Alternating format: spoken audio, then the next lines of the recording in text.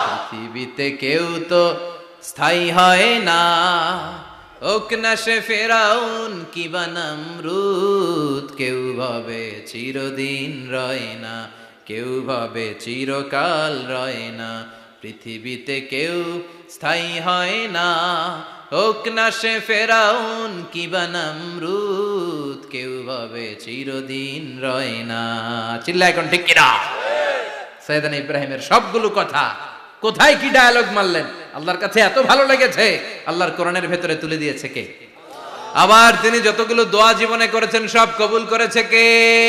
তিনি দোয়া করলেন, রাব্বি জাআলনি মুকিমাস সালাতি ওয়া মিন যুররিয়াতি রাব্বানা ওয়া তাকাব্বাল দুআ। হে নামাজি আমার ঘরে নামাজ পড়ো আজ, দিলে মে তোমার চরণ তলে হৃদয় যায় নামাজ।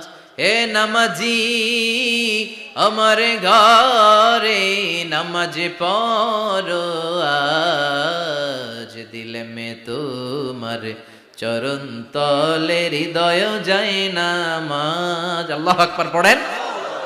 তিনি দোয়া করলেন, আল্লাহ রাব্বি জাআলনি মুকিমাস সালাহ, আল্লাহ আপনি আমার নামাজ কায়েমকারী বানান। কি কায়েমকারী? তার মানে নামাজ পড়লে সবাই মিলে পড়তে হবে, ঠিক কি না?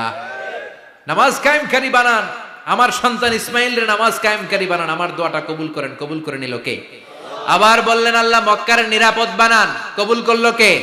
আবার বললেন, ওয়াবা'আস ফীহিম রাসূলা, আল্লাহ এই শহরে একজন নবী পাঠান। কবুল করলো কে?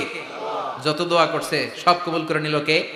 এজন্য সাইয়েদনা ইব্রাহিমের জীবনী থেকে কি কি শিক্ষা গুনতে শুরু করেন। নাম্বার 1, আল জিহাদু দিদ্দা শিরক। ওনার